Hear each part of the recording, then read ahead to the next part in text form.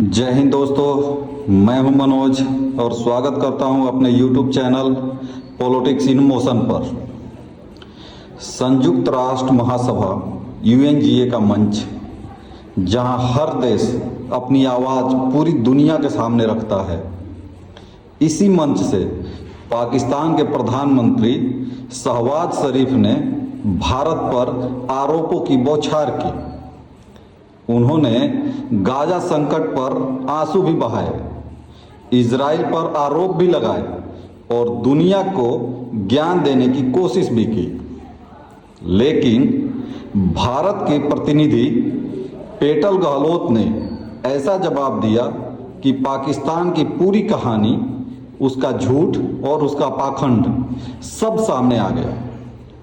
आज मैं आपको वो पूरी कहानी सुनाऊंगा तथ्यों और आंकड़ों के साथ। तो चलिए वीडियो को शुरू करते हैं। पाकिस्तान के सारे नेता पता नहीं कौन सी नशा करके आते हैं कि जब भी बोलते हैं बेसलेस ही बोलते हैं, चाहे उनका प्रधानमंत्री हो, चाहे उनका रक्षा मंत्री हो और चाहे कोई अन्य नेता हो। मुझे लगता है कि उन सबको नशे की सप्लाई एक ही जगह से होती है। पाकिस्तानी पीएम शहबाज शरीफ UNGA में खड़े हुए और फिर से वही घिसा पिटा राग अलापना शुरू कर दिया, यानी कश्मीर का मुद्दा उठाया और भारत को दोषी ठहराया और कहा कि भारत आक्रामक है और कश्मीरियों पर अत्याचार हो रहा है। लेकिन उन्होंने यह नहीं बताया कि पाकिस्तान की ज़मीन से लश्कर तैयबा जैसे मोहम्मद और हिजबुल मुजाहिदीन जैसे आतंकी संगठन काम कर रहे हैं। फाइनेंशियल एक्शन टास्क फोर्स ने पाकिस्तान को कई बार ग्रे लिस्ट में इसलिए रखा क्योंकि वह आतंकवाद के लिए फंडिंग पर कार्रवाई करने में असफल रहा। भारत ने जब मई 2025 में आतंकवादियों के ठिकानों पर ऑपरेशन सिंदूर चलाया, तो क्या पाकिस्तान ने यह स्वीकार किया कि इन ठिकानों का इस्तेमाल आतंकी कर रहे थे? नहीं। उन्होंने यह भी नहीं बताया कि पाक अधिकृत कश्मीर में हालात कितने खराब हैं। वहाँ की सड़कें टूटी हुई हैं, वहाँ बिजली घंटों गुल रहती है, स्वास्थ्य सुविधाएं नामात्र की हैं। हाल ही में POK में पाकिस्तान सरकार के खिलाफ बड़े विरोध प्रदर्शन भी हुए। जनता नारे लगा रही थी कि हमें पाकिस्तान से आज़ादी चाहिए। POK के लोग खुद पाकिस्तान से नाराज हैं। पाकिस्तानी सेना पर मानवाधिकार उल्लंघन के आरोप लगे हैं, लेकिन उन सब पर शरीफ चुप रहते हैं और UNGA में इसका जिक्र तक नहीं करते। यानी UNGA के मंच पर सिर्फ आरोप लगाना आसान है, लेकिन अपनी घर की सफाई करने की हिम्मत बिल्कुल भी नहीं है। उन्होंने मुस्लिम देशों का आवाज बनने की भी कोशिश की और गाजा का मामला भी उठाया। शरीफ ने इजराइल को अनस्पीकेबल टेरर फैलाने वाला बताया और कहा कि गाजा में नरसंहार हो रहा है, और यह भी कहा कि नन्हे ताबूत सबसे भारी होते हैं। लेकिन पाकिस्तान के बलूचिस्तान में क्या हो रहा है? हाल ही में हुए एयर स्ट्राइक में दर्जनों बच्चे और औरतें मारी गईं, सैकड़ों बलूच गायब हैं। इन्फोर्स्ड डिसअपेयरेंस पाकिस्तान की सेना पर अंतर्राष्ट्रीय रिपोर्ट्स में दर्ज है। जब बात बलूचिस्तान या सिंध की आती है तो शरीफ चुप क्यों हो जाते हैं? अगर आपको गाजा की चिंता है तो अपने घर के बालूच, पश्तून और अल्पसंख्यकों की भी चिंता होनी चाहिए। शरीफ ने भारत पाकिस्तान कॉन्फ्लिक्ट के दौरान अपनी सेना की कामयाबी के किस्से गिनाए और उन्होंने दावा किया कि भारत के 7 जेट गिरा दिए गए, रनवे नष्ट कर दिए गए और पाकिस्तान ने जीत हासिल की। लेकिन हकीकत तो आप सबको पता ही है। भारत ने 7 मई 2025 को ऑपरेशन सिंदूर चलाया। पाकिस्तान के बहावलपुर और मुरीदके में आतंकी ठिकानों को निशाना बनाया।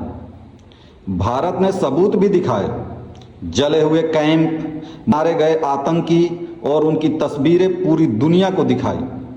लेकिन पाकिस्तान ने पलटवार में कहा कि उसने भारतीय जेट गिराए, लेकिन कोई सबूत नहीं दिखाया।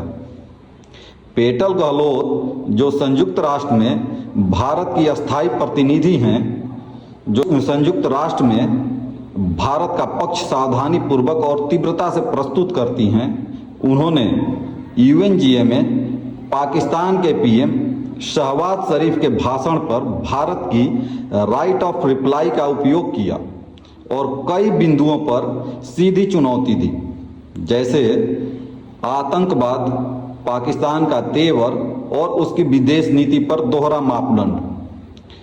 पेटल गहलोत ने तंज कसते हुए कहा कि अगर टूटे हुए रनवे और जले हुए हैंगर जीत है तो पाकिस्तान उसका आनंद ले सकता है।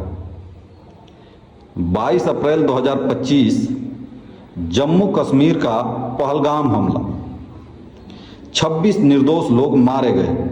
जिम्मेदार था टीआरएफ, द रेसिस्टेंस फ्रंट, जो लश्कर तैयबा का एक चेहरा माना जाता है। भारत ने टीआरएफ को आतंकवादी संगठन घोषित करने की कोशिश की, लेकिन पाकिस्तान ने यूएन में इस पर अड़ंगा डाल दिया। पेटल गहलोत ने यही बात उठाई और कहा कि पाकिस्तान ने यूएनएससी में टीआरएफ को बचाया, जबकि वही संगठन पहलगाम हमले का जिम्मेदार है। साथ ही भारत ने यूएनजीए को यह भी याद दिलाया कि पाकिस्तान ने 10 साल तक ओसामा बिन लादेन को अपने घर में छुपा कर रखा और दुनिया को धोखा दिया कि वो आतंकवाद के खिलाफ है। यानी आतंकवाद का महिमा मंडन पाकिस्तान का विदेश नीति का हिस्सा है। भाषण में शरीफ ने अपनी सरकार की आर्थिक चुनौतियों को भी उजागर किया, लेकिन यह नहीं बताया कि पाकिस्तान का विदेशी मुद्रा भंडार कई बार सिर्फ 3 हफ्तों की आयात लायक भी नहीं बचता। महंगाई दर 25% से ऊपर चली गई है। आईएमएफ से बेल आउट लेकर भी हालात नहीं सुधरे।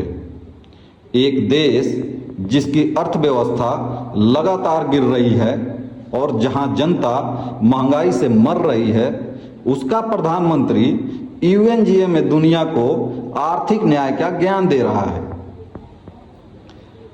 पाकिस्तान के प्रधानमंत्री शहबाज शरीफ ने एक और ऐसा बयान दिया जिस पर दुनिया भर के लोग हैरान हैं। यूं बोला जाए तो चापलूसी की सबसे लास्ट हद है। जी हाँ, उन्होंने डोनाल्ड ट्रंप को नोबेल शांति पुरस्कार के लिए नॉमिनेट कर दिया। यह पुरस्कार उन्हें मिलता है जिन्हें मानवता, मेल मिलाप और शांति के लिए ठोस काम किया हो। लेकिन ट्रंप का नाम शांति से नहीं, बल्कि अत्यधिक राष्ट्रवाद और विभाजनकारी राजनीति से जुड़ा है। उनके कार्यकाल में ही ईरान पर हमला हुआ। वेनेजुएला के बॉर्डर पर यूएस डिफेंस फोर्सेस खड़ी हैं। यूक्रेन वार अभी तक चल रहा है। गाजा कॉन्फ्लिक्ट रोज बढ़ते ही जा रहा है। तो कोई सेंस ही नहीं बन रहा है कि नोबेल पीस प्राइज का नॉमिनेशन किया जाए उनका। पर पाकिस्तान से सेंस की आशा करना बेईमानी है। तो दोस्तों, यूएनजीए के मंच पर शहबाज शरीफ ने जितना दिखावा किया, उतनी ही सच्चाई पेटल गहलोत ने उजागर कर दी। भारत ने साफ कहा कि पाकिस्तान को आतंकवादियों को पनाह देना बंद करना होगा। पीओके और बलूचिस्तान की सच्चाई का सामना करना होगा और झूठे दावों से दुनिया को बेवकूफ बनाना छोड़ना होगा। अगर आप मानते हैं कि पेटल गहलोत ने पाकिस्तान को करारा जवाब दिया, तो कमेंट में ज़रूर लिखिए। वीडियो को लाइक करें, शेयर करें और चैनल को ज़रूर सब्सक्राइब करें। धन्यवाद। अगली बार फिर मिलते हैं एक नए विषय के साथ। तब तक के लिए नमस्कार।